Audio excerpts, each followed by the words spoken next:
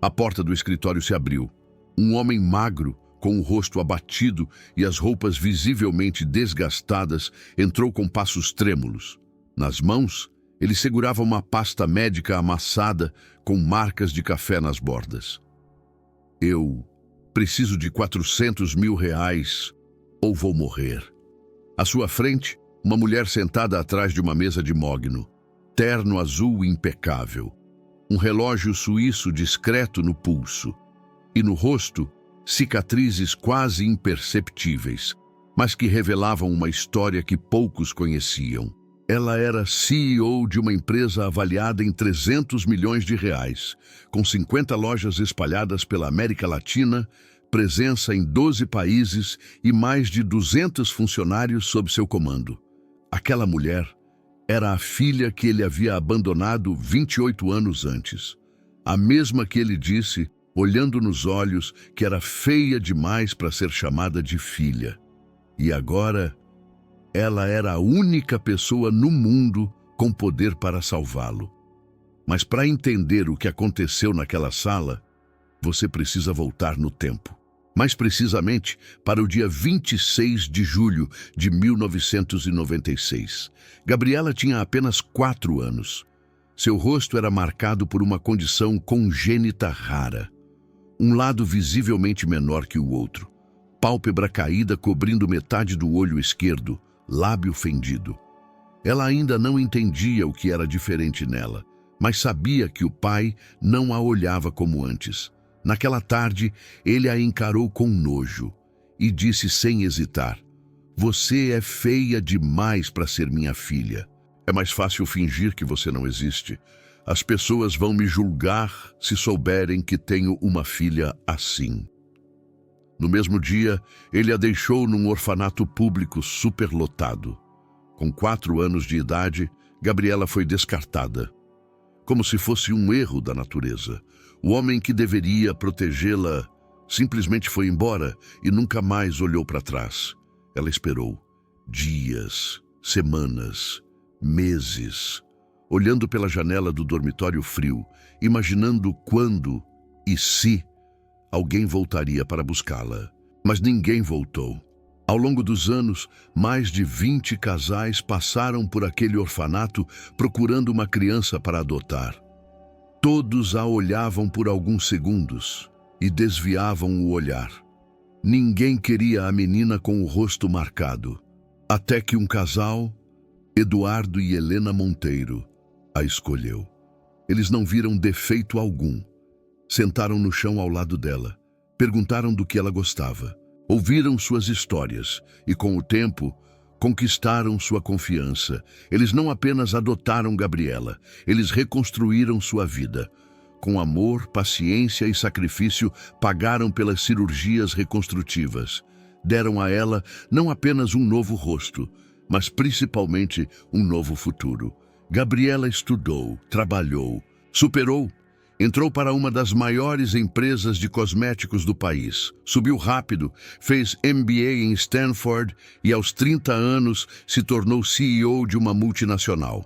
Construiu um império e se transformou na mulher mais poderosa que aquele pai, um dia, chamou de monstro. E foi nesse cenário, 28 anos depois, que ele reapareceu. Doente, falido, desesperado, com um tumor crescendo no pulmão e poucos meses de vida.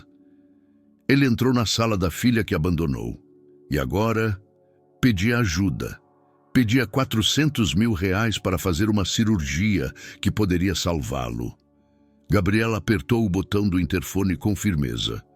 "Pode entrar." A porta de madeira maciça se abriu devagar e Décio entrou com pernas fracas e trêmulas. Mantinha os olhos baixos, incapaz de sustentar o olhar, com uma postura curvada de quem carrega o peso pesado da vergonha acumulada. Gabriela o observou em silêncio. Tinha agora 32 anos de idade e usava um terno azul marinho perfeitamente sob medida, feito em tecido italiano importado. No pulso, brilhava discreto um relógio suíço de alta relojoaria. O cabelo castanho estava cortado em estilo moderno e profissional. As cicatrizes discretas no rosto eram resultado de 4 cirurgias plásticas realizadas ao longo dos anos, com maquiagem profissional disfarçando as marcas que nunca desapareceram completamente, mas foram significativamente transformadas. Não mostrava raiva aparente, nem mágoa visível no rosto, apenas um reconhecimento calmo, frio e absolutamente profissional de quem estava diante dela. Um fantasma do passado que tinha finalmente voltado. "Senta", ela disse com voz firme e sem nenhuma emoção perceptível, sem qualquer traço de familiaridade, tratando-o como trataria um cliente desconhecido qualquer. Décio sentou lentamente na cadeira de couro italiano, macia e cara, e respirou fundo várias vezes, tentando controlar o nervosismo. As mãos continuavam suando frio e o coração acelerado batia tão forte que ele sentia as pulsações no pescoço. Um silêncio denso e pesado tomou conta do ambiente por 1 minuto inteiro, que pareceu durar uma eternidade. Depois, ele finalmente começou a falar com voz trêmula, claramente ensaiada, mas desesperada. Disse que estava muito doente, com um tumor maligno no pulmão diagnosticado há apenas 3 meses. O tumor tinha 4 centímetros de diâmetro e estava crescendo rápido demais, de forma agressiva e perigosa. Precisava fazer uma cirurgia urgente que custava R$400 mil no hospital particular, com o melhor cirurgião especializado disponível. Era sua única chance real de sobrevivência.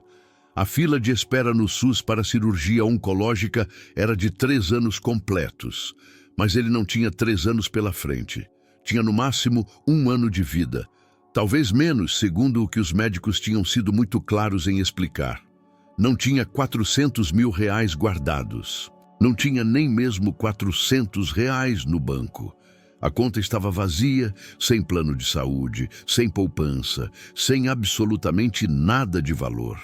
Também não tinha família disposta a ajudar, nem amigos próximos, nem ninguém no mundo inteiro para pedir essa quantia impossível. Tinha descoberto pela internet que ela era CEO de uma empresa gigantesca que faturava centenas de milhões de reais por ano. Uma das empresárias mais bem-sucedidas e respeitadas de todo o Brasil, com matérias na Forbes, na Exame e no Valor Econômico. Ela era literalmente a única pessoa no mundo inteiro que tinha condições financeiras de salvar a vida dele. Sabia perfeitamente que tinha errado de forma terrível com ela, que tinha sido um pai muito pior que terrível, na verdade, monstruoso. Mas estava ali implorando humildemente por piedade, por misericórdia, por uma segunda chance que não merecia de forma alguma, mas que precisava desesperadamente para continuar vivo. Gabriela ouviu tudo em silêncio absoluto, sem interrompê-lo uma única vez, sem fazer perguntas e sem mudar a expressão neutra do rosto. Apenas observava com olhos frios e calculistas o homem que tinha brutalmente destruído a infância dela, agora sentado ali, implorando desesperadamente por ajuda financeira.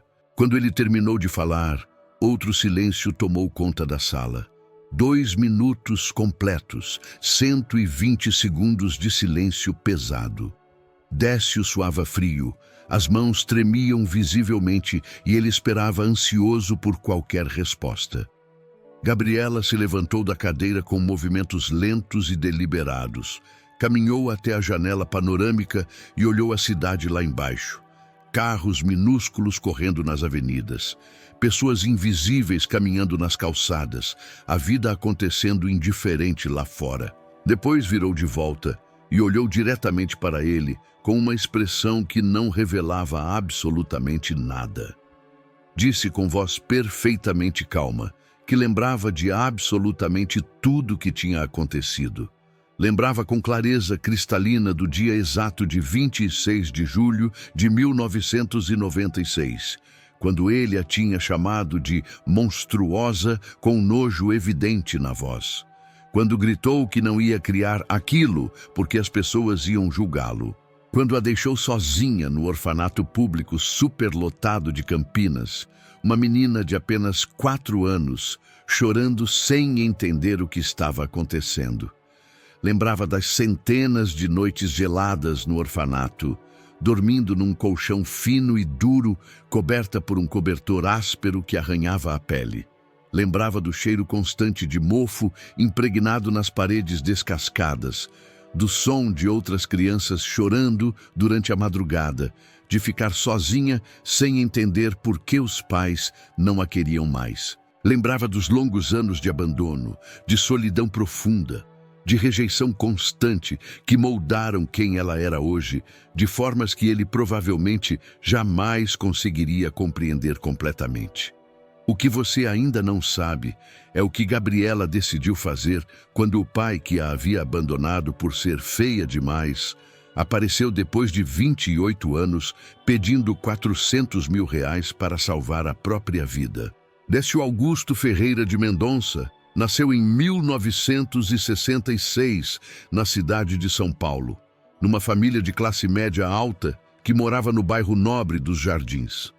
Era uma família que valorizava aparências acima de absolutamente qualquer outra coisa na vida. O pai era gerente sênior do Banco Itaú, sempre impecavelmente vestido com terno cinza escuro, gravata azul marinho perfeitamente alinhada, cabelo com gel Brylcreem, mantendo cada fio no lugar e sapatos pretos engraxados todas as manhãs sem exceção. A imagem precisava ser impecável. A mãe se chamava Eunice Augusto de Mendonça e era dona de casa absolutamente obcecada com perfeição visual. A casa precisava estar impecável o tempo inteiro, sempre pronta para receber visitas inesperadas. Móveis sem um grão de poeira, chão encerado refletindo a luz, cortinas brancas sem a menor manchinha. Se as vizinhas ou parentes fossem visitar, tudo precisava brilhar como vitrine de loja cara.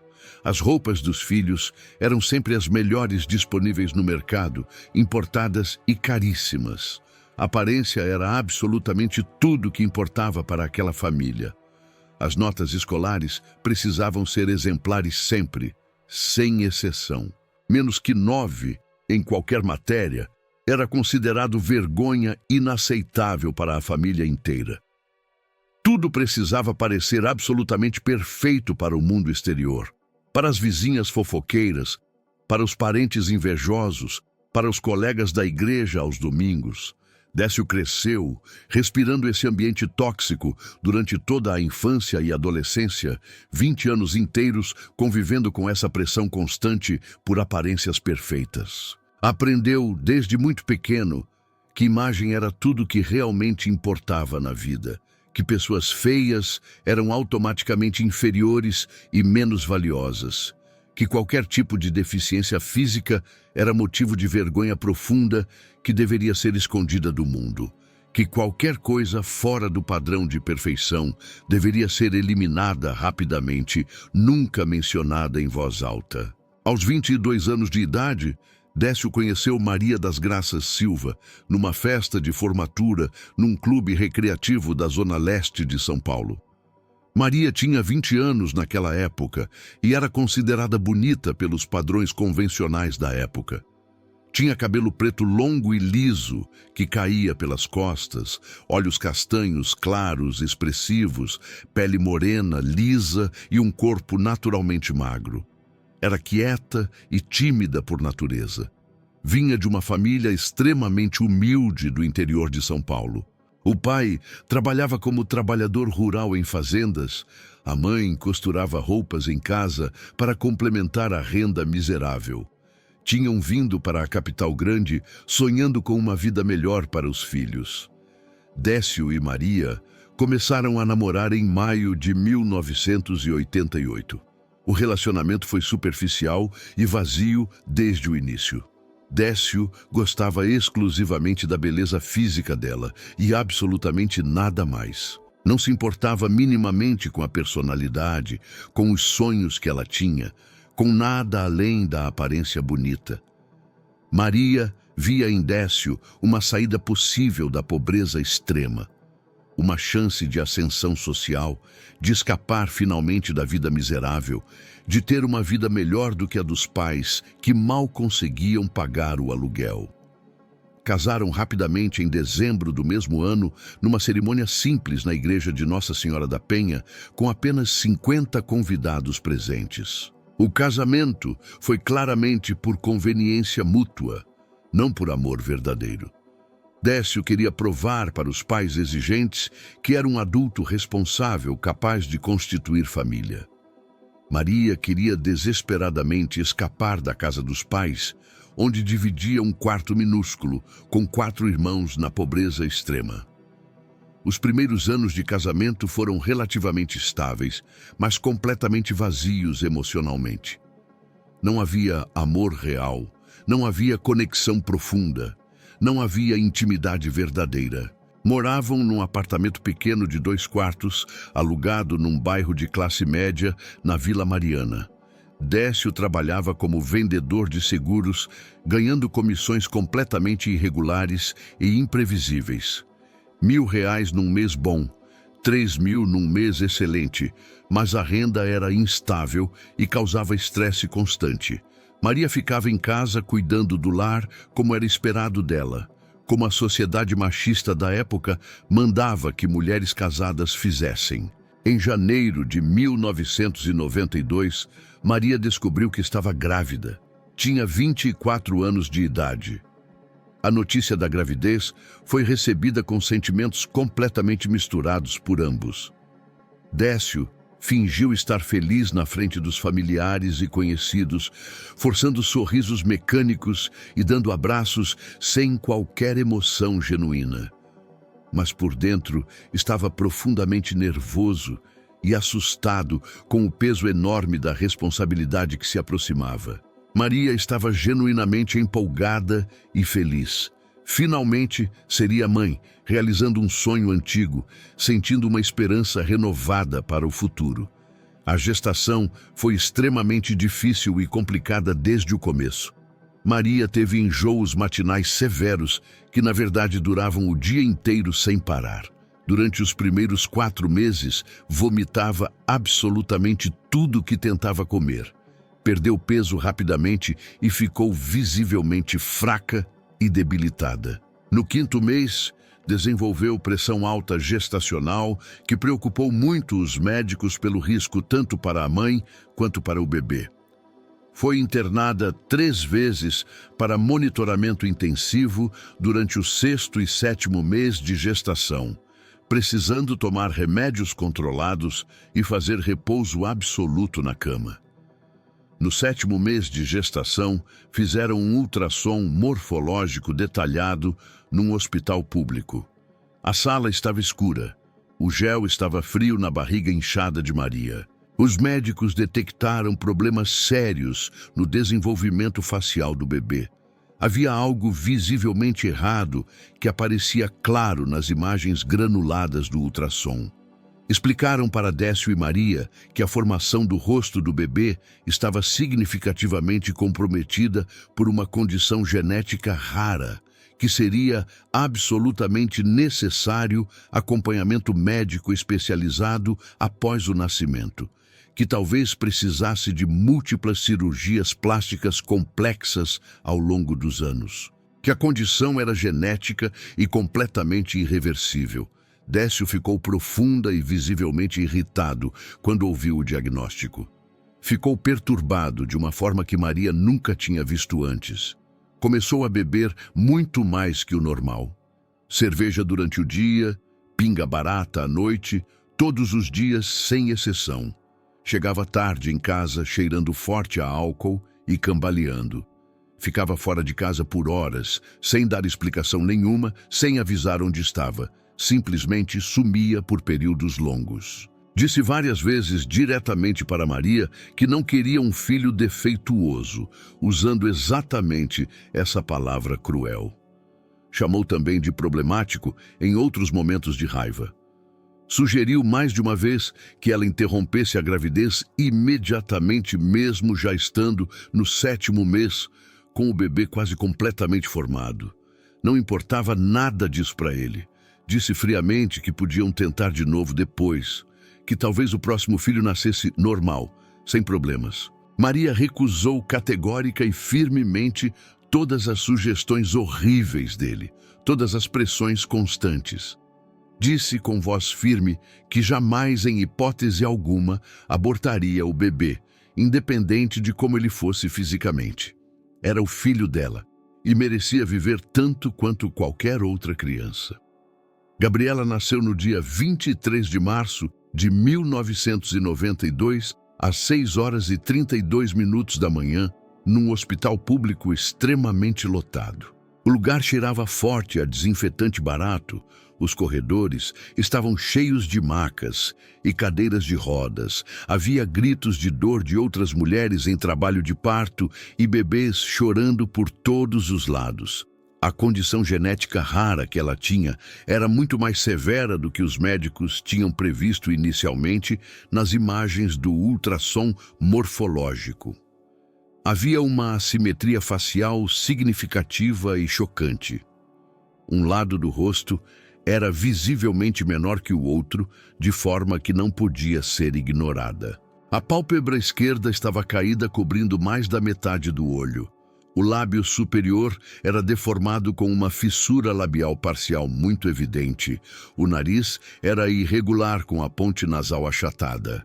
A orelha direita era menor e mal formada em relação à esquerda. Era uma condição séria e impactante, mas não era fatal de forma alguma.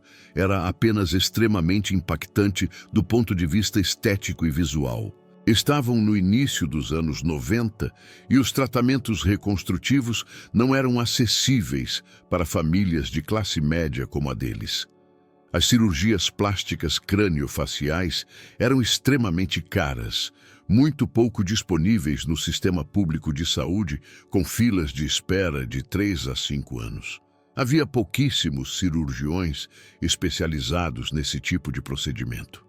Os custos na rede particular eram completamente proibitivos, chegando a 50 mil ou 100 mil reais por cirurgia, valores absolutamente impossíveis para eles. A enfermeira trouxe o bebê recém-nascido embrulhado numa manta hospitalar cor-de-rosa desbotada e colocou nos braços tremendo de Maria. Décio estava parado ao lado da maca hospitalar e olhou para a filha que acabava de nascer. A expressão no rosto dele foi de nojo puro e repulsa absoluta, sem qualquer tentativa de disfarçar. Maria viu aquela expressão horrível e registrou na memória para nunca mais esquecer pelo resto da vida inteira. Décio disse em voz alta que não ia criar aquilo, usando exatamente essa palavra desumanizadora. Não disse ela, não disse minha filha, disse aquilo como se fosse um objeto. Disse textualmente que a criança era um monstro, usando essa palavra cruel sem hesitação. Disse que preferia não ter filhos nenhum mesmo, a ter uma filha daquele jeito horrível.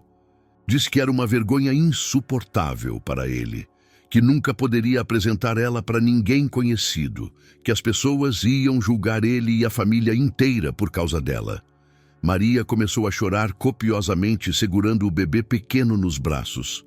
Lágrimas quentes caíam no rostinho delicado da filha recém-nascida. Implorou desesperadamente para Décio dar uma chance para a menina, para a filha deles. Disse que ela era apenas um bebê inocente, sem nenhuma culpa, sem ter feito escolha nenhuma. Disse que podiam procurar médicos especializados conforme ela fosse crescendo, que havia esperança de tratamentos, que a medicina avançava.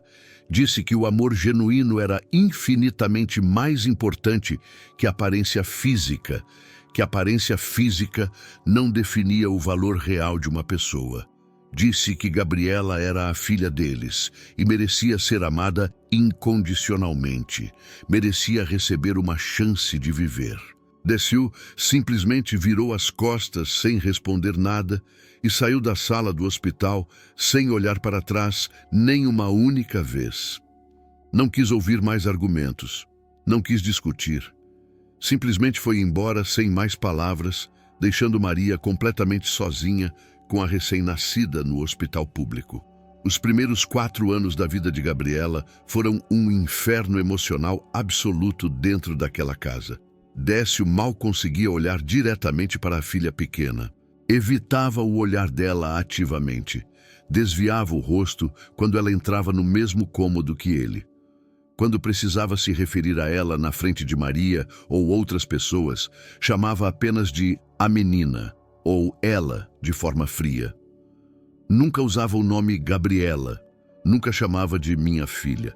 Recusava-se terminantemente a pegá-la no colo. Nem uma única vez em 4 anos inteiros ele segurou a própria filha nos braços. Saía imediatamente de perto sempre que ela entrava no cômodo onde ele estava, fugindo dela como se fosse contagiosa.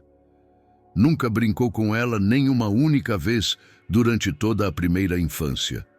Nunca deu um abraço carinhoso. Nunca disse que a amava. Nunca demonstrou afeto de qualquer forma. Tratava a própria filha pequena como se fosse uma estranha indesejada que estava morando na casa dele por engano, como uma invasora que não deveria estar ali. Maria tentava desesperadamente compensar a rejeição paterna cruel com amor dobrado e triplicado. Cuidava de Gabriela completamente sozinha, sem nenhuma ajuda de Décio, nenhuma mesmo. Protegia a menina das reações cruéis do pai sempre que era humanamente possível. Tentava criar um ambiente minimamente seguro e amoroso dentro daquele caos emocional absoluto que era aquela família completamente disfuncional. Mas aos poucos a situação foi ficando completamente insustentável e impossível de manter.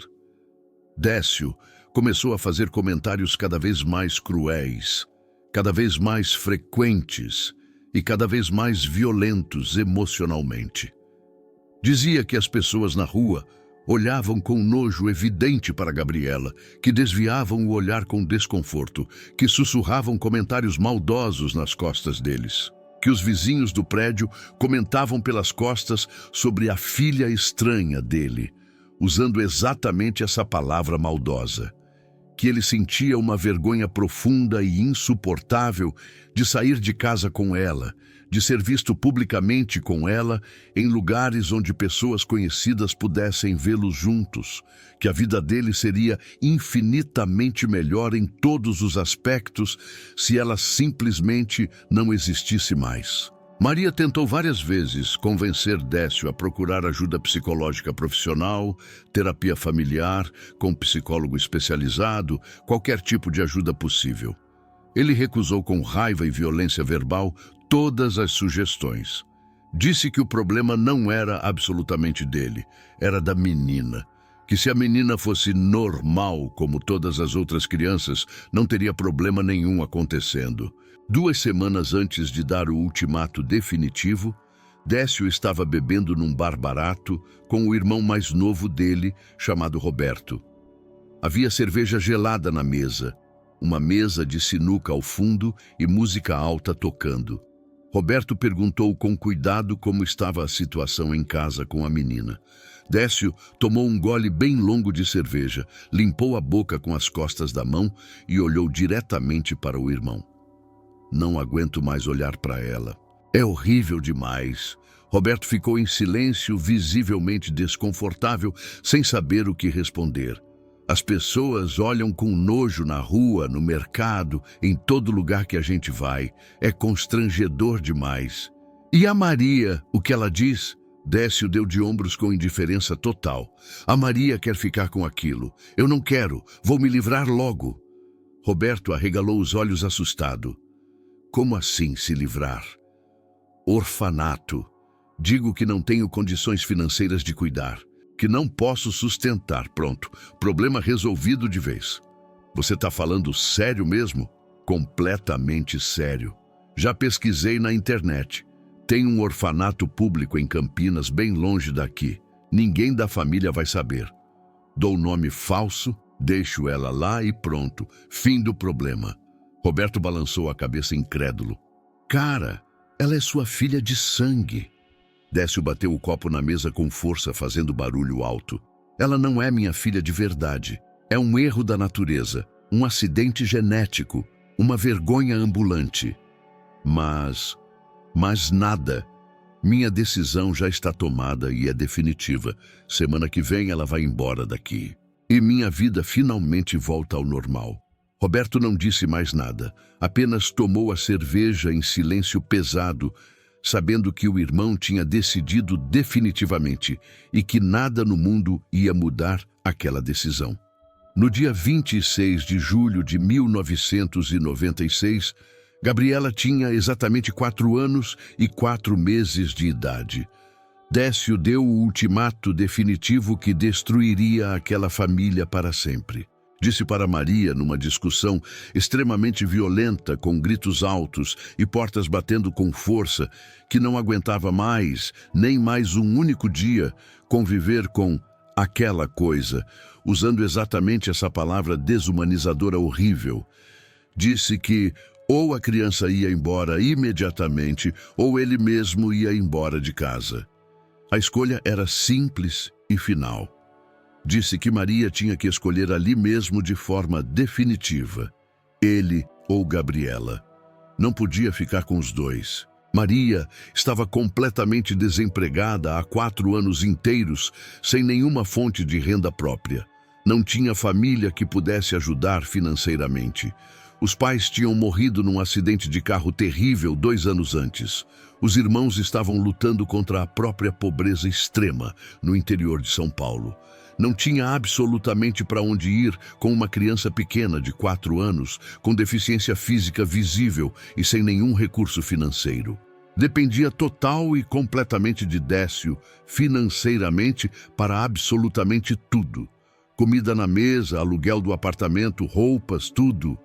Sob pressão psicológica extrema e sem ver absolutamente nenhuma alternativa viável, Maria cedeu com o coração completamente despedaçado e a alma destruída. Gabriela foi deixada de forma cruel e covarde num orfanato público superlotado chamado Lar Santa Rita, na periferia pobre de Campinas, quando tinha apenas 4 anos de idade. Décio dirigiu pessoalmente durante 2 horas até lá para garantir que ninguém conseguisse rastrear de volta até São Paulo. Deu nome falso para a assistente social sobrecarregada que atendia dezenas de casos por dia. Disse que era um vizinho distante que tinha encontrado a criança abandonada sozinha na rua. Tudo era mentira construída para se proteger. Assinou documentos falsos com nome inventado e deixou Gabriela chorando desesperadamente e gritando por ele na recepção fria do orfanato. Depois entrou no carro e foi embora para nunca mais voltar. O orfanato registrou Gabriela oficialmente como criança de origem completamente desconhecida, sem parentes vivos identificáveis, órfã. Os primeiros anos de Gabriela no orfanato foram os mais difíceis e traumáticos de toda a vida dela. O Lar Santa Rita ficava na periferia de Campinas, num prédio cinza de 3 andares com paredes descascadas, janelas quebradas remendadas com fita adesiva e um portão de ferro enferrujado. Gabriela tinha apenas 4 anos, pequena demais para conseguir entender o que estava acontecendo com ela e por que tinha sido deixada naquele lugar estranho. Lembrava vagamente de uma casa pequena com paredes brancas, de uma mulher de cabelo preto comprido que cuidava dela com carinho e a chamava de minha filha, com voz doce. Lembrava de um homem alto que sempre olhava feio de forma assustadora, que nunca sorria nenhuma vez. Depois lembrava da viagem de carro longa e silenciosa que durou 2 horas, do prédio estranho e frio todo cinza, da mulher de uniforme branco que a levou pela mão para um quarto enorme, cheio de dezenas de crianças desconhecidas e assustadoras. E principalmente lembrava de esperar. Esperando sentada na janela embaçada do dormitório todos os dias que o sol nascia, que alguém viesse finalmente buscá-la de volta. Esperando que a mãe aparecesse na porta grande de madeira do orfanato. Esperando uma explicação que fizesse sentido, que nunca chegou. O orfanato tinha um cheiro característico que nunca saía. cheiro de mofo nas paredes úmidas, de desinfetante barato usado em excesso, de comida requentada várias vezes, de roupas velhas guardadas há anos. Um cheiro que grudava na pele e no cabelo e que não saía nem com banho. O dormitório coletivo era enorme, com 50 camas de ferro enfileiradas uma do lado da outra. Os colchões eram finos e duros, com molas enferrujadas que espetavam as costas. Os cobertores eram cinzas e ásperos, arranhando a pele delicada. No inverno fazia um frio constante e penetrante, porque as janelas estavam quebradas e o vento entrava gelado. A temperatura dentro do dormitório ficava baixíssima. Gabriela dormia encolhida, tremendo de frio todas as noites sem exceção. Havia sempre o som de crianças chorando baixinho durante a noite inteira. Algumas chamavam pela mãe entre soluços, outras tinham pesadelos e acordavam gritando. Gabriela também chorava todas as noites, mas bem baixinho para ninguém ouvir. A mãe Maria visitou Gabriela algumas vezes nos primeiros meses logo após o abandono. Vinha sempre escondida do marido Décio, que tinha proibido terminantemente qualquer tipo de contato com a menina. Chegava sempre aos sábados de manhã, exatamente às 9 horas, e ficava 1 hora no máximo, que era o tempo que conseguia inventar alguma desculpa plausível para Décio. Abraçava Gabriela com força desesperada e chorava copiosamente com lágrimas molhando o cabelo da filha pequena. Pedia desculpas repetidas vezes entre soluços. Me perdoa, minha filha. Me perdoa, por favor. Prometia que ia encontrar uma forma de buscá-la de volta logo, em breve, que ia dar um jeito. Depois ia embora, deixando Gabriela chorando desesperada na porta do orfanato, vendo a mãe sumir, dobrando a esquina da rua.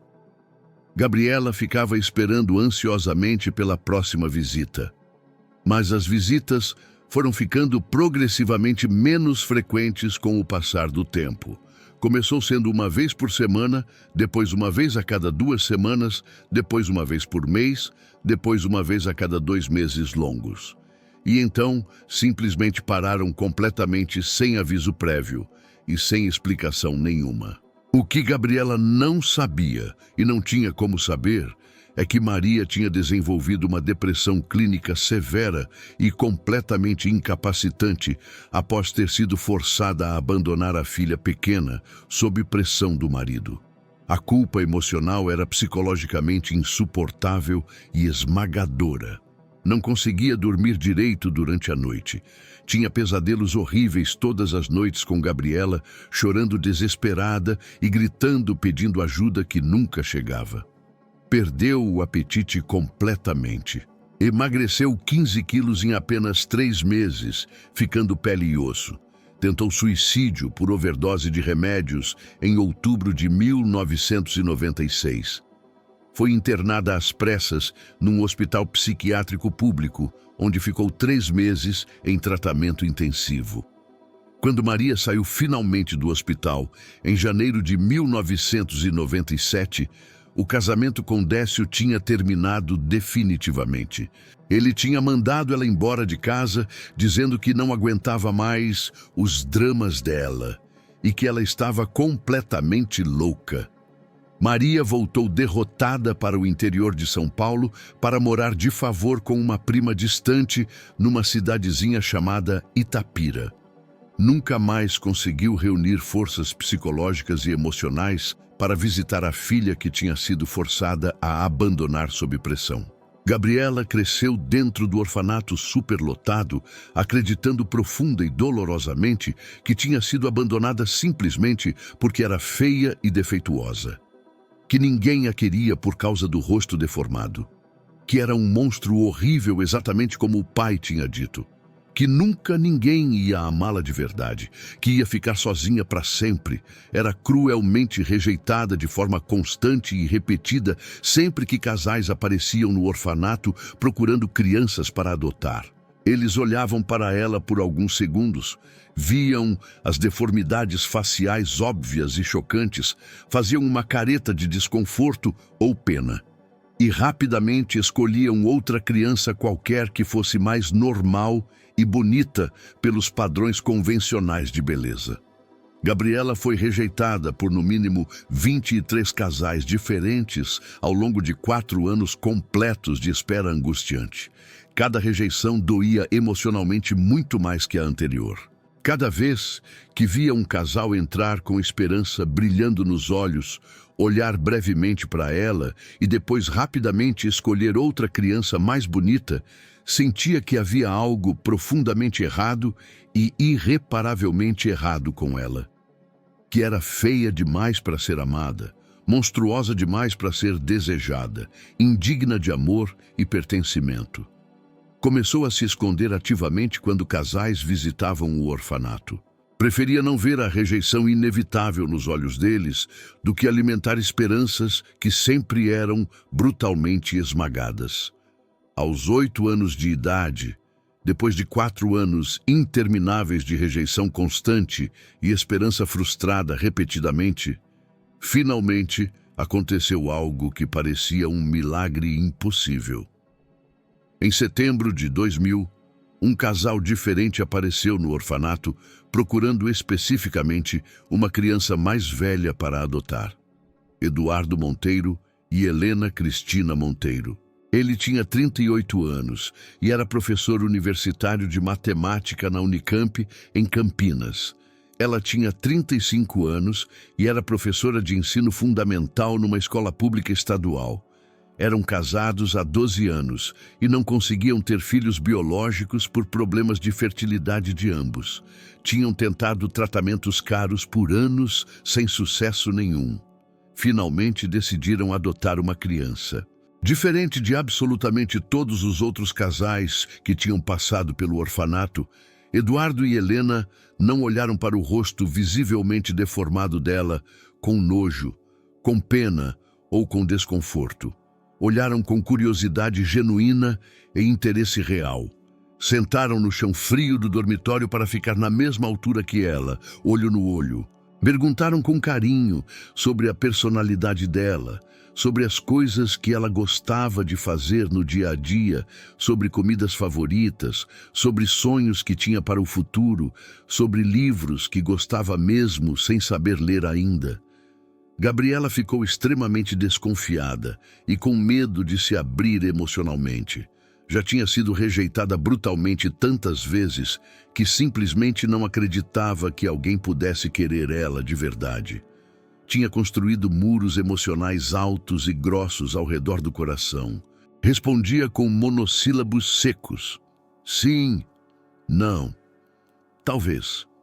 Evitava contato visual direto, olhava fixamente para o chão, esperava que eles desistissem eventualmente como todos os outros tinham desistido.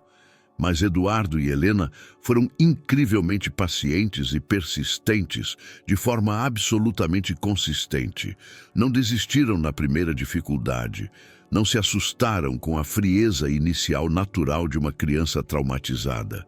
Entendiam profundamente que confiança genuína precisava ser conquistada gradualmente com ações concretas, não apenas com palavras vazias de promessas. Passaram 3 meses inteiros visitando Gabriela religiosamente 2 vezes por semana, sem faltar nenhuma vez, independente de chuva ou sol. Terças e sábados chegavam sempre no horário combinado, absolutamente pontuais. Traziam livros infantis coloridos e ilustrados e liam para ela com vozes diferentes e engraçadas para cada personagem da história.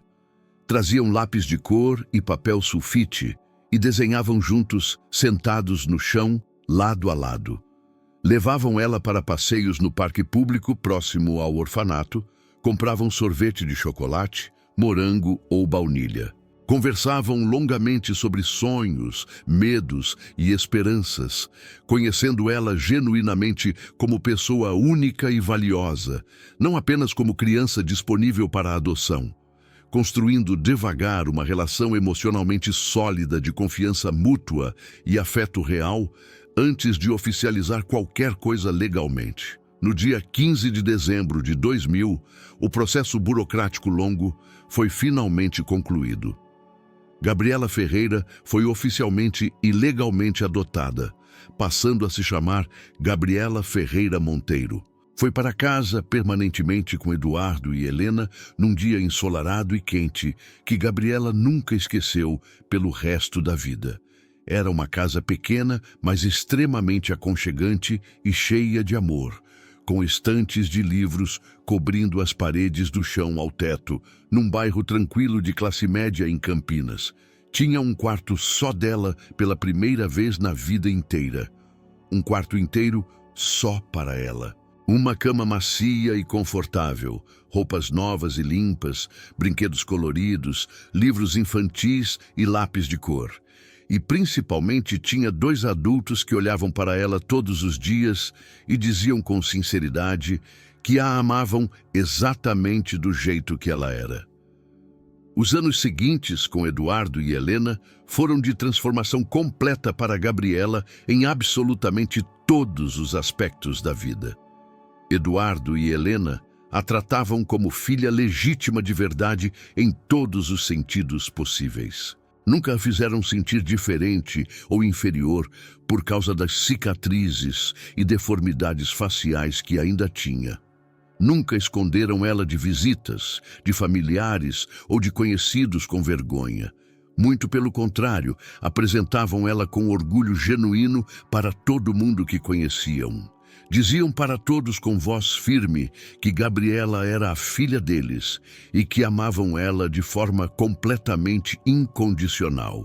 Nos primeiros 2 anos após a adoção, Eduardo e Helena juntaram dinheiro trabalhando horas extras sempre que possível e economizando em absolutamente tudo que podiam para pagar as cirurgias reconstrutivas crânio-faciais complexas que eram possíveis tecnicamente na época. Foram 3 operações extremamente complexas e caras ao longo de 4 anos, entre 2001 e 2005. A primeira cirurgia foi em março de 2002, no Hospital Sírio-Libanês, em São Paulo. Corrigiu a pálpebra esquerda caída, que cobria metade do olho. Foram 6 horas longas de cirurgia e custou R$ 25 mil. A segunda cirurgia foi em agosto de 2003, no mesmo hospital. Reconstruiu o lábio superior deformado com fissura labial parcial. Foram 8 horas de cirurgia delicada e custou R$ 28 mil. A terceira cirurgia foi em novembro de 2005. Melhorou significativamente a simetria do nariz e da estrutura facial geral. Foram 10 horas de cirurgia e custou R$ 30 mil. Cada cirurgia custava entre 25 e 30 mil reais. Um valor absolutamente enorme para professores de salário modesto. Eduardo e Helena pagaram cada centavo com sacrifício e amor genuíno. Nunca reclamaram nenhuma vez, nunca fizeram Gabriela se sentir culpada. Diziam sempre que fariam qualquer coisa por ela. As cicatrizes nunca desapareceram completamente, mesmo após múltiplas cirurgias e tratamentos médicos avançados. Ficaram marcas discretas, mas permanentes, especialmente no lado esquerdo do rosto. Mas o rosto de Gabriela ficou dramaticamente muito mais próximo do que era considerado esteticamente normal pelos padrões sociais convencionais. Mais importante que qualquer cirurgia ou tratamento médico foi o amor absolutamente incondicional que Eduardo e Helena ofereceram todos os dias, sem exceção. Gabriela descobriu pela primeira vez na vida o que era ser genuinamente aceita exatamente do jeito que era. O que era ter pais de verdade que se orgulhavam dela por quem ela era por dentro, pelo caráter que demonstrava. O que era chegar em casa depois da escola e ser recebida com abraços calorosos e sorrisos verdadeiros, em vez de olhares de nojo e rejeição, como acontecia antes. Floresceu academicamente de forma absolutamente impressionante sob os cuidados atentos dos pais professores. Eduardo a ajudava pacientemente todas as noites com matemática, lógica e resolução de problemas complexos. Helena ensinava com paixão evidente literatura brasileira, redação criativa e interpretação de textos. Os dois juntos incentivavam constantemente a curiosidade intelectual natural que Gabriela tinha sobre absolutamente tudo. Gabriela era uma estudante absolutamente excepcional, que tirava notas máximas em praticamente todas as matérias. Lia vorazmente dezenas de livros por ano da biblioteca enorme que Eduardo e Helena mantinham orgulhosamente em casa. Participava ativamente de Olimpíadas de Matemática e de Português, ganhando prêmios e medalhas escolares. Aos 17 anos de idade, em 2009, Gabriela passou em primeiro lugar absoluto no vestibular extremamente competitivo para administração de empresas na Unicamp, uma das melhores e mais concorridas universidades públicas de todo o país. A nota dela foi a mais alta entre os mais de 8.000 candidatos que fizeram a prova difícil naquele ano. Eduardo e Helena choraram copiosamente de orgulho quando viram o resultado publicado. Era a primeira pessoa da família adotiva inteira a entrar numa universidade pública de prestígio. Durante os 4 anos de faculdade, entre 2009 e 2013, Gabriela trabalhou simultaneamente como estagiária em várias empresas.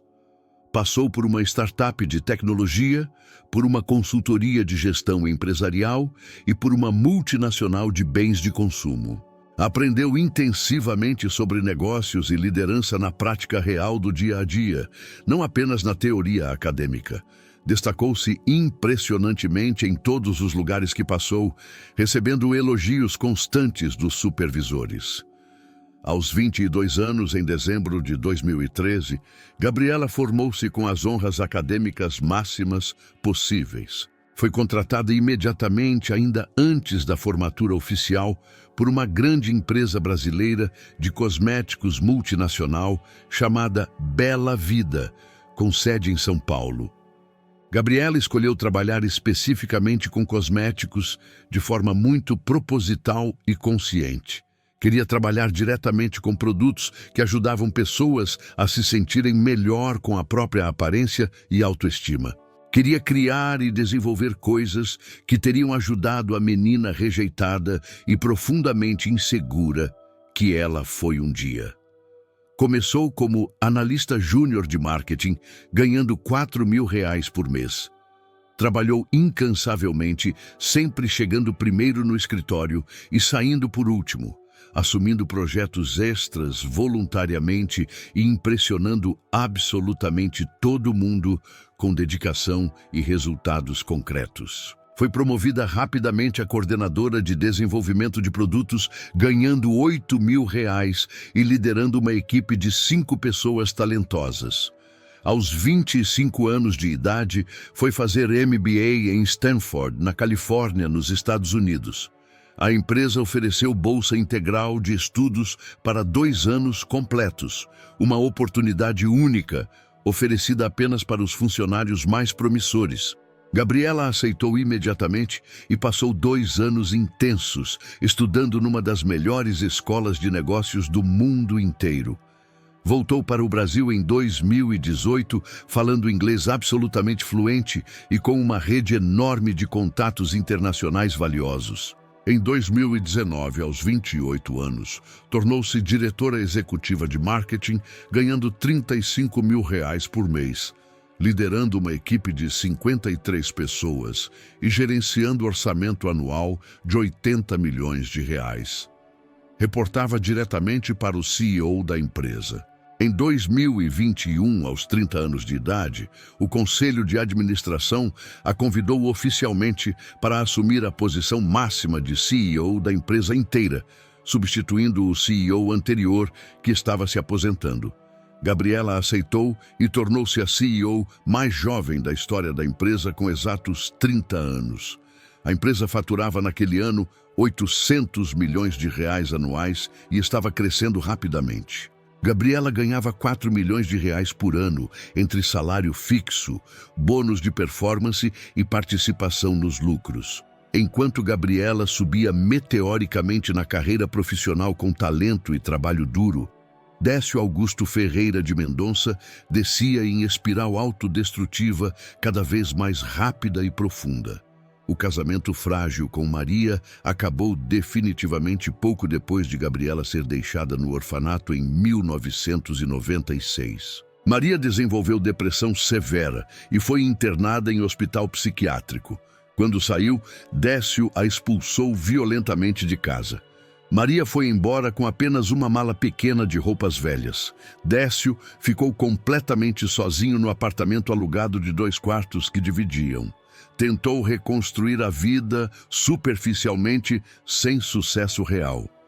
Namorou outras mulheres ao longo dos anos seguintes em relacionamentos sempre vazios e superficiais, baseados apenas em atração física.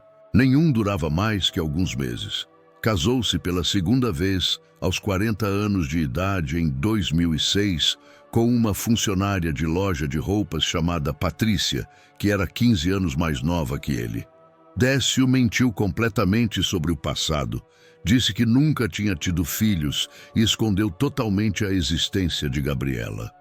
O segundo casamento durou apenas 3 anos tumultuados. Patrícia foi embora em 2009, quando finalmente entendeu, através de brigas e discussões constantes, quem Décio realmente era por dentro. Um homem egoísta, superficial, obcecado com aparências e completamente incapaz de amor genuíno. A carreira profissional de Décio também nunca prosperou de forma alguma. Trabalhou por uma década inteira como vendedor medíocre de carros usados numa concessionária pequena na zona leste de São Paulo, entre 1998 e 2008, ganhando apenas comissões irregulares. Alguns meses bons, muitos meses ruins. Vivia sempre no limite financeiro. Depois, trabalhou por 4 anos como auxiliar administrativo, sem qualificação em escritórios de contabilidade, fazendo trabalhos burocráticos repetitivos entre 2009 e 2013, ganhando um salário mínimo e meio que mal dava para pagar aluguel e comida básica.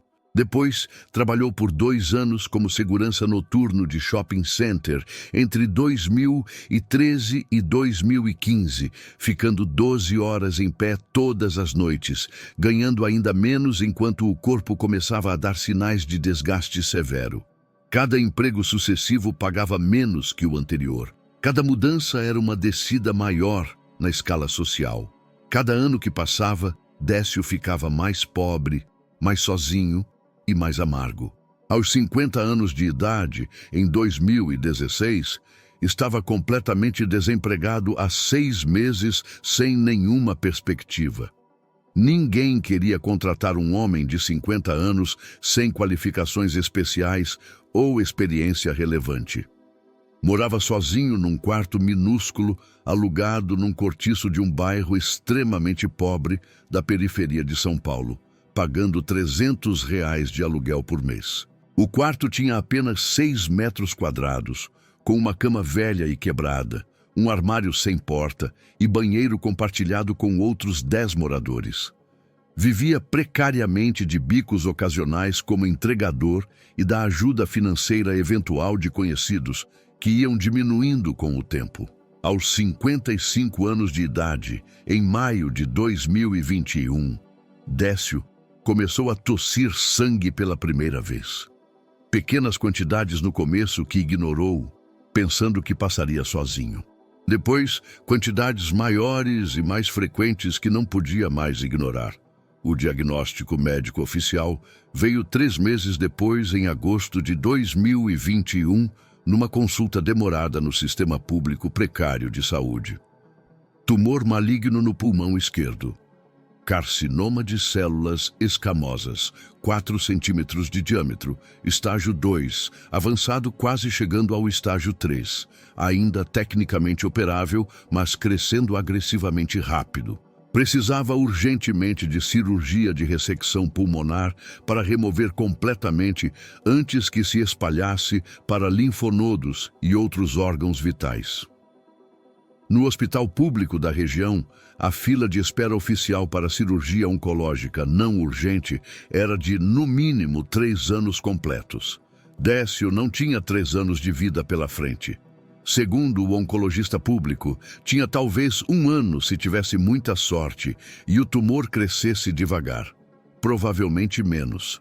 No hospital particular que o oncologista recomendou, a cirurgia completa custava exatamente R$400 mil, incluindo todos os custos de internação hospitalar, equipe médica especializada, anestesia, UTI pós-operatória e acompanhamento. Décio não tinha R$400 mil, não tinha nem R$400 guardados em conta, não tinha absolutamente nada. Passou meses desesperados procurando alternativas impossíveis para conseguir o dinheiro. Pediu empréstimo pessoal em 7 bancos diferentes. Todos os 7 negaram categoricamente por completa falta de garantias e histórico de crédito ruim. Tentou criar uma vaquinha virtual online contando a história dramática. Compartilhou em redes sociais, mas arrecadou menos de R$5 mil em 2 meses inteiros. Pediu ajuda financeira diretamente para todos os conhecidos que ainda tinha. Ninguém tinha R$400 mil disponíveis para emprestar. A maioria mal tinha dinheiro para as próprias contas. Numa noite de insônia, em novembro de 2023, pesquisando desesperadamente opções impossíveis na internet, Décio viu por acaso uma matéria recente da revista Exame sobre as 10 empresárias mais bem-sucedidas e influentes do Brasil. Um nome específico na lista chamou imediatamente sua atenção completa: Gabriela Ferreira Monteiro, CEO de uma grande empresa brasileira de cosméticos chamada Bela Vida, que faturava mais de R$1 bilhão anualmente. Clicou na matéria detalhada, com as mãos tremendo incontrolavelmente. Viu a foto profissional em alta resolução de uma mulher elegante de terno caro e reconheceu instantaneamente as cicatrizes discretas, mas visíveis no lado esquerdo do rosto, mesmo depois de todas as cirurgias plásticas. Leu a história inspiradora sobre a mulher que tinha superado brilhantemente uma infância difícil em orfanato e construído um império empresarial. Era ela, sem nenhuma dúvida possível, a filha que ele tinha cruelmente abandonado por ser feia demais, exatos 27 anos antes, em 1996. Décio passou 3 semanas inteiras em agonia, decidindo exatamente o que fazer com aquela informação.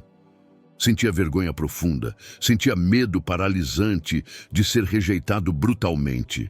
Mas no final, sentia muito mais medo real de morrer sozinho e doente, sem nenhuma chance de tratamento.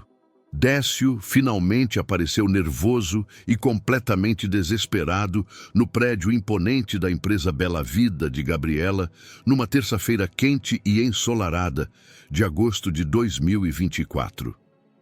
Chegou na recepção moderna do térreo às 14h40 exatos. Disse com voz visivelmente trêmula para a recepcionista jovem e bem vestida que era o pai biológico da CEO Gabriela Ferreira Monteiro e que precisava urgentemente falar com ela sobre um assunto pessoal extremamente importante.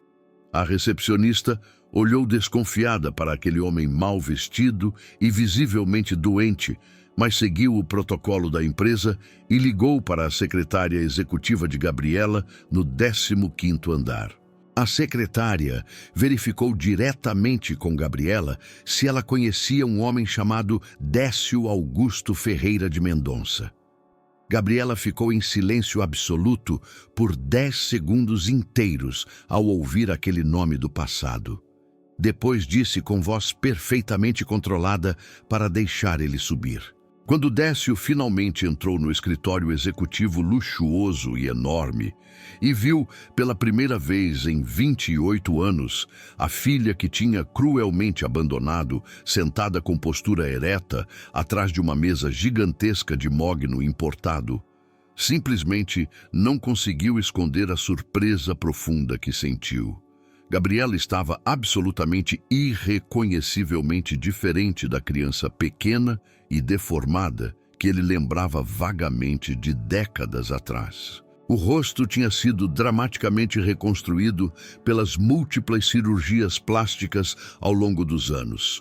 As cicatrizes eram discretas e quase imperceptíveis.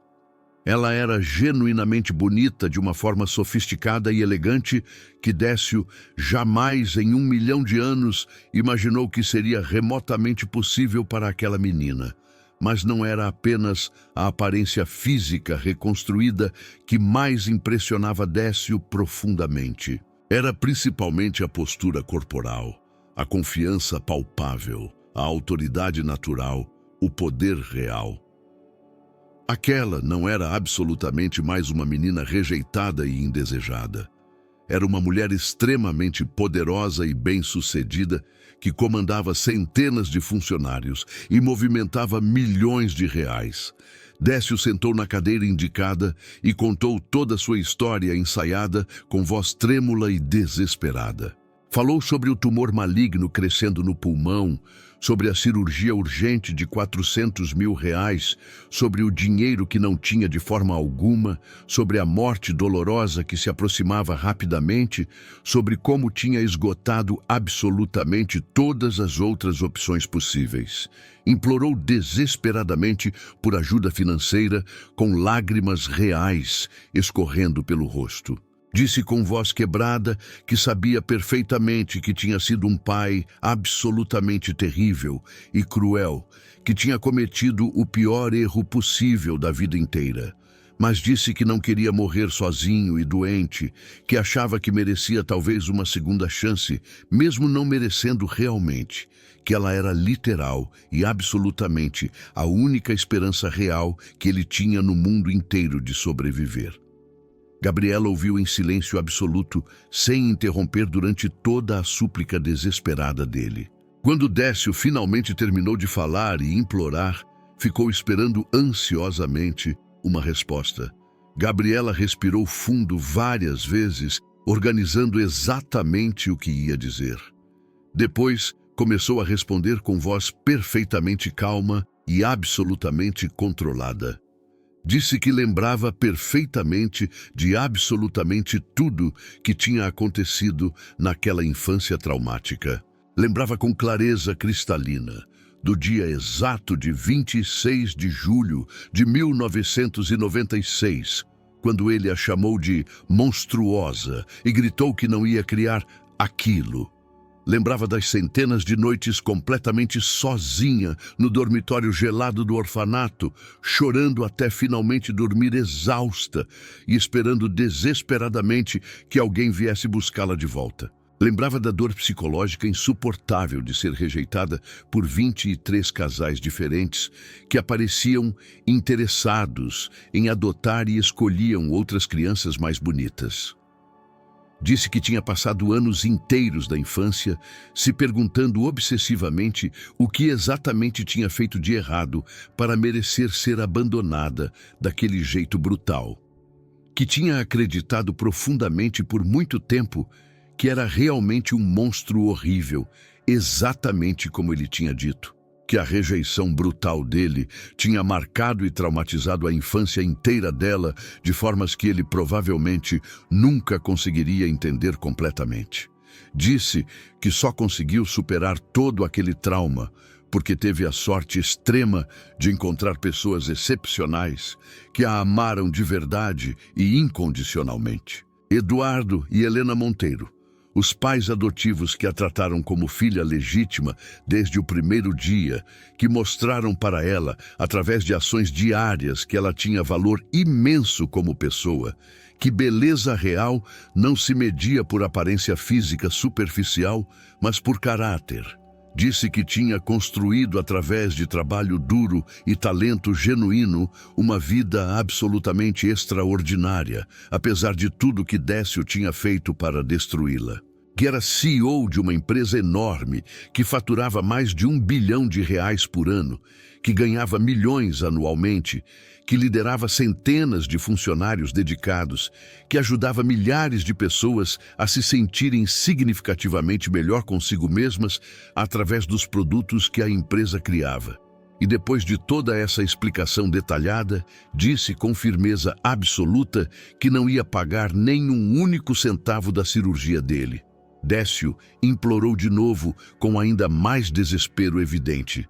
Disse com voz desesperada que ia morrer sem a cirurgia, que ela não podia simplesmente deixar o próprio pai morrer, que R$ 400 mil não era nada para ela, que era uma quantia insignificante perto do que ela ganhava, que salvar a vida dele era a coisa certa a fazer. Gabriela respondeu calmamente que ele tinha feito uma escolha consciente e deliberada de abandonar a filha de apenas 4 anos de idade porque ela era feia demais para os padrões superficiais dele. Que ele tinha jogado ela num orfanato, como se ela fosse lixo descartável e indesejado. Que ele nunca, uma única vez em 28 anos inteiros, tentou encontrar ela depois. Nunca tentou pedir desculpas genuínas. Nunca se importou minimamente se ela estava viva ou morta. Só apareceu agora porque precisava desesperadamente de dinheiro. Disse que não era reconciliação emocional ou arrependimento real que ele estava buscando. Era apenas resgate financeiro conveniente. Disse com voz firme que escolhas sempre tinham consequências inevitáveis e naturais. Que ele tinha feito a escolha dele 28 anos antes, quando a abandonou covardemente, e que ela estava fazendo a escolha dela agora, que não devia absolutamente nada para ele, nem dinheiro, nem piedade, nem misericórdia. Disse que perdoar não significava necessariamente ausência de consequências, que ela tinha perdoado ele no sentido de não carregar mais raiva ou ressentimento que envenenava a própria vida. Mas que perdoar espiritualmente não significava de forma alguma pagar R$ 400 mil para salvar alguém que tinha brutalmente destruído a infância dela. Décio tentou argumentar mais, tentou apelar para a piedade, para a culpa, para o dever filial que alegava existir. Gabriela permaneceu completamente firme na decisão tomada. Finalmente, chamou a segurança através do interfone na mesa. 2 seguranças grandes e uniformizados entraram no escritório em menos de 30 segundos. Gabriela disse calmamente para eles que o Sr. Décio estava saindo e precisava de escolta até o térreo. Os seguranças pegaram Décio gentilmente, mas firmemente pelos braços e o escoltaram para fora do escritório enquanto ele ainda tentava implorar desesperadamente. Décio tentou desesperadamente outras abordagens diferentes nas semanas e meses seguintes após ser expulso do escritório. Mandou 7 cartas físicas diferentes para o endereço do escritório de Gabriela, implorando por reconsideração. Todas as 7 cartas voltaram intactas, sem serem abertas, com carimbo vermelho de devolvido ao remetente. Tentou contato direto através de múltiplas redes sociais, incluindo Facebook, Instagram e LinkedIn, enviando mensagens longas e emotivas. Foi bloqueado imediatamente em todas as plataformas em menos de 1 hora. Procurou 3 jornalistas diferentes de portais de notícias oferecendo exclusividade sobre a história sensacionalista do pai doente, abandonado pela filha bilionária rica e insensível. Nenhum dos 3 quis publicar a matéria quando descobriram, através de pesquisa básica, os detalhes completos do abandono original que Décio tinha cometido 28 anos antes. Décio também tentou criar pressão pública postando a história em grupos de redes sociais, mas sem imprensa amplificando, ninguém prestou atenção. Era apenas mais uma história triste entre milhões. Os meses foram passando implacavelmente. O tumor continuou crescendo agressivamente. A tosse piorou significativamente. A dor aumentou. O peso corporal diminuiu drasticamente. Décio emagreceu 23 quilos em apenas 4 meses. Exatamente 3 meses e 12 dias depois do encontro rejeitado no escritório em agosto, Décio Augusto Ferreira de Mendonça morreu sozinho numa maca de corredor de um hospital público extremamente lotado de São Paulo, numa manhã fria e cinzenta de novembro de 2024. Tinha 58 anos de idade. O tumor maligno tinha se espalhado metastaticamente para o fígado, para os ossos da coluna vertebral e para o cérebro. Os tratamentos paliativos limitados disponíveis no sistema público não foram nem remotamente suficientes para controlar a dor ou prolongar minimamente a vida. Morreu completamente sozinho, sem família nenhuma ao lado, sem amigos presentes, sem ninguém para segurar a mão trêmula nos últimos momentos de consciência. Um funcionário de enfermagem, que mal o conhecia, assinou o atestado de óbito de forma burocrática. Gabriela soube da morte 2 dias depois através de uma notificação oficial por telefone do serviço social do hospital, que tinha encontrado o nome completo dela como referência de contato de emergência nos documentos médicos desatualizados de Décio. Aparentemente, ele tinha listado ela como parente mais próximo e contato de emergência meses antes, provavelmente na esperança persistente e ilusória de que ela eventualmente mudasse de ideia sobre ajudá-lo. Gabriela não foi ao enterro simples no cemitério público. Mandou através de transferência bancária exatamente R$ 6.500 para cobrir apenas as despesas funerárias absolutamente básicas exigidas por lei. Um caixão de madeira compensada, simples e barato, sepultamento em cemitério público municipal, sem cerimônia religiosa, nenhuma lápide ou placa comemorativa. Era o mínimo absoluto que a lei brasileira exigia para um enterro digno, e era literalmente tudo que ela estava disposta a fazer por ele. Quando o assistente social ligou confirmando que o enterro tinha terminado, Gabriela desligou o telefone e sentou-se em silêncio profundo no escritório vazio por mais de 1 hora inteira sozinha com os próprios pensamentos. Não chorou nenhuma lágrima. Não sentiu remorso ou culpa, não sentiu alívio ou alegria, sentiu apenas uma estranha sensação neutra de fechamento definitivo de um capítulo doloroso. O homem que a tinha cruelmente rejeitado e abandonado não existia mais fisicamente no mundo. O ciclo doloroso finalmente estava completo e encerrado. Nos meses seguintes ao enterro, Gabriela refletiu profundamente e extensivamente sobre a decisão difícil que tinha tomado de não ajudar financeiramente. Algumas pessoas que souberam da história, através de conversas, disseram abertamente que achavam que ela tinha sido excessivamente cruel e insensível, que deveria ter ajudado o pai apesar de tudo que ele tinha feito no passado, que perdoar era sempre a coisa moralmente certa a fazer, que família era família independente de erros cometidos. Gabriela discordava completa e fundamentalmente. 6 meses após a morte de Décio, foi convidada para uma entrevista longa num podcast popular brasileiro chamado Histórias que Transformam, que tinha mais de 2 milhões de ouvintes regulares. Decidiu aceitar e contar publicamente a história completa pela primeira vez.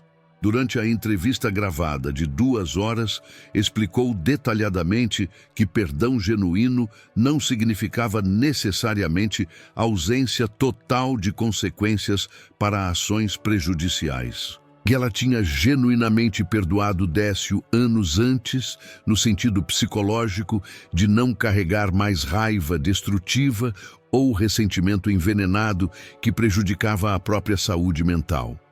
Mas que perdoar espiritualmente não significava de forma alguma ser obrigada a pagar R$ 400 mil para salvar a vida de alguém que tinha brutal e deliberadamente destruído a infância dela.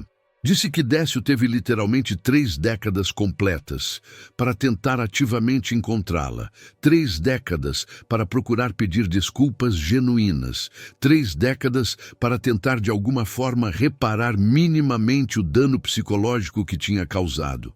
só apareceu finalmente quando estava desesperado, precisando de dinheiro. Não era reconciliação emocional real ou arrependimento genuíno que ele estava buscando. Era exclusivamente e apenas resgate financeiro conveniente. Disse que a decisão de não ajudar financeiramente foi honestamente a coisa mais difícil e dolorosa que já tinha feito na vida inteira. Passou noites sem dormir pensando obsessivamente, questionou a própria decisão dezenas de vezes, mas concluiu que foi também definitivamente a coisa certa a fazer. Porque se tivesse ajudado pagando a cirurgia, estaria essencialmente ensinando para o mundo que abandonar cruelmente filhos pequenos não tinha consequências reais de longo prazo, que você podia covardemente destruir a infância de alguém e depois aparecer confortavelmente décadas depois pedindo favores enormes. A entrevista do podcast viralizou massivamente quando foi publicada em junho de 2025. Mais de 5 milhões de pessoas ouviram o episódio nas primeiras 2 semanas. A grande maioria esmagadora apoiou firmemente a decisão dela. Alguns criticaram duramente. Virou debate nacional intenso sobre perdão, consequências, responsabilidade parental e os limites éticos do dever filial. Gabriela estrategicamente e conscientemente usou toda a atenção pública massiva e inesperada e a visibilidade midiática nacional repentina gerada pela entrevista extremamente popular para falar de forma extensiva, apaixonada e detalhada sobre a adoção de crianças com deficiências e necessidades especiais. Sobre a importância social, absolutamente crítica e transformadora, de dar amor genuinamente incondicional a crianças brutalmente rejeitadas e estigmatizadas pela sociedade exclusivamente por causa de aparência física diferente dos padrões convencionais impostos culturalmente.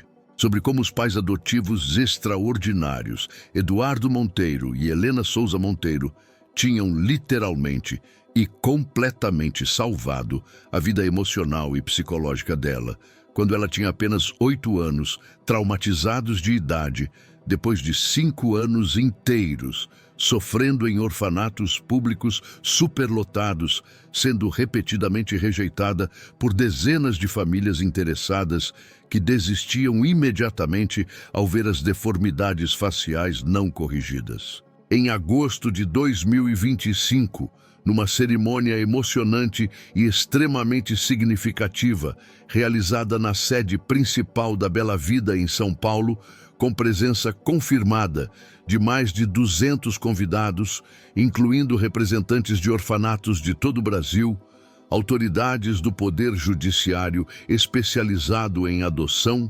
psicólogos infantis renomados e jornalistas de veículos de comunicação de todo o país, Gabriela criou oficialmente, com registro completo em cartório e estatuto social detalhado, uma fundação ambiciosa, sem fins lucrativos, dedicada exclusivamente a transformar vidas de crianças rejeitadas. A fundação foi estrategicamente batizada em homenagem aos pais adotivos, como Fundação Eduardo e Helena Monteiro para adoção inclusiva de crianças com deficiências, dedicada exclusivamente a ajudar crianças brasileiras com deficiências físicas congênitas visíveis e estigmatizadas socialmente a encontrar famílias adotivas amorosas que as amassem genuinamente e incondicionalmente, independente da aparência física diferenciada.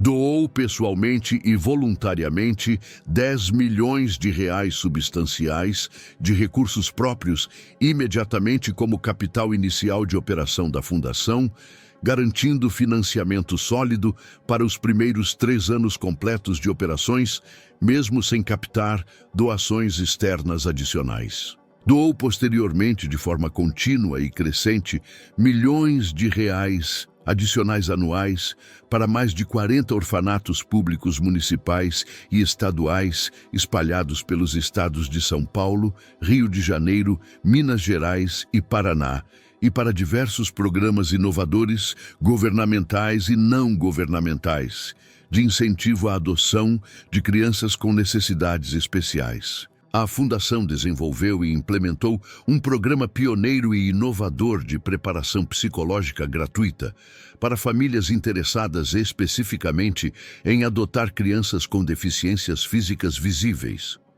Cursos intensivos de 8 semanas, ministrados por psicólogos especializados em adoção e assistentes sociais experientes, preparavam emocionalmente os futuros pais para os desafios específicos e únicos de criar crianças fisicamente diferentes. Orientavam sobre como lidar construtivamente com preconceito social cruel e olhares julgadores de estranhos em espaços públicos.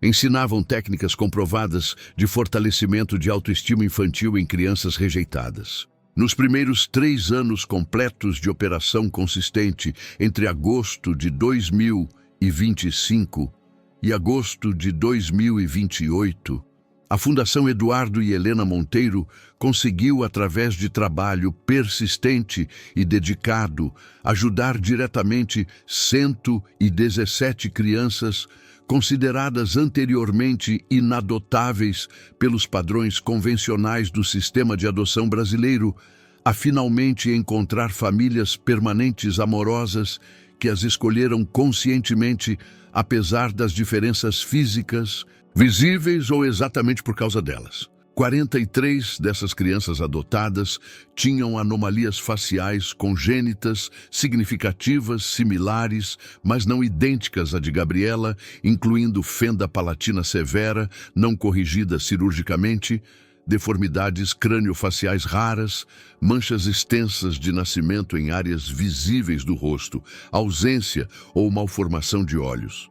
28 tinham deficiências físicas locomotoras severas, incluindo paralisia cerebral de graus variados, ausência parcial ou total de membros superiores ou inferiores, deformidades ósseas congênitas graves. 46 outras tinham síndromes genéticas raras com manifestações físicas marcantes que historicamente assustavam famílias adotivas convencionais. Gabriela fez questão pessoal e intencional de visitar presencialmente ao longo do ano inteiro, de 2026, mais de 73 crianças fisicamente diferentes, abrigadas em 17 orfanatos públicos, diferentes de 5 estados brasileiros, que tinham sido repetida e cruelmente rejeitadas por múltiplas famílias adotivas, interessadas exatamente como ela mesma tinha sido rejeitada brutalmente pelo próprio pai biológico quando tinha apenas 3 dias de vida. Conversou longamente com cada criança individualmente, ouviu histórias dolorosas de rejeição e abandono, chorou junto com elas, mostrou a cicatriz permanente do próprio rosto sem vergonha, explicando que ela também tinha sido rejeitada, mas que encontrou uma família que a amou completamente. A Fundação Eduardo e Helena Monteiro também criou e manteve atualizado um banco de dados nacional acessível, publicamente online, chamado Adote Diferente, com fotos profissionais lindamente produzidas, vídeos emocionantes e perfis detalhadamente escritos de mais de 1.200 crianças com deficiências físicas visíveis em orfanatos de todo o Brasil que aguardavam desesperadamente adoção.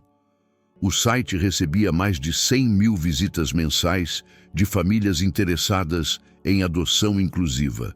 42 crianças adicionais foram adotadas diretamente através de conexões feitas pelo banco de dados digital entre janeiro e agosto de 2028. Aos 35 anos de idade em 2028, Gabriela continuava sendo CEO extremamente bem-sucedida, respeitada nacionalmente e reconhecida internacionalmente da Bela Vida Cosméticos. A empresa de cosméticos inclusivos que ela tinha fundado sozinha aos 27 anos agora, faturava impressionantes mais de 2 bilhões e 300 milhões de reais anuais em vendas através de e-commerce, direto ao consumidor e em lojas físicas próprias em 17 capitais estaduais brasileiras. Continuava ganhando pessoalmente milhões de reais por ano em salário executivo e participação acionária nos lucros crescentes. Continuava liderando diariamente mais de 600 funcionários extremamente dedicados e apaixonados pelo propósito da empresa. Continuava ajudando diretamente dezenas de milhares de pessoas de todos os gêneros, idades e origens a se sentirem genuinamente e significativamente melhor consigo mesmas através de produtos de qualidade profissional acessíveis, financeiramente desenvolvidos especificamente para cobrir e tratar condições de pele estigmatizadas socialmente. E continuava vivendo diariamente e orgulhosamente, como prova viva, indiscutível e inspiradora de que a verdadeira monstruosidade genuína e real não está absolutamente no rosto fisicamente diferente de quem nasce com aparência diferente do padrão arbitrário de beleza imposto socialmente. Está profunda e irreversivelmente no coração emocionalmente frio e moralmente vazio de quem escolhe deliberadamente e covardemente abandonar. Que beleza genuína e duradoura se constrói fundamentalmente com caráter sólido e ações consistentemente éticas, não com genética superficialmente sorteada ao acaso no momento do nascimento, e que absolutamente nem todo pai biológico que contribui com o material genético merece ser chamado ou reconhecido como pai verdadeiro. Porque pai verdadeiro, de verdade, é exclusivamente quem escolhe conscientemente e deliberadamente amar, de forma genuína e incondicionalmente independente de aparência física ou desafios. Não quem escolhe egoísta e covardemente abandonar quando confrontado com imperfeição.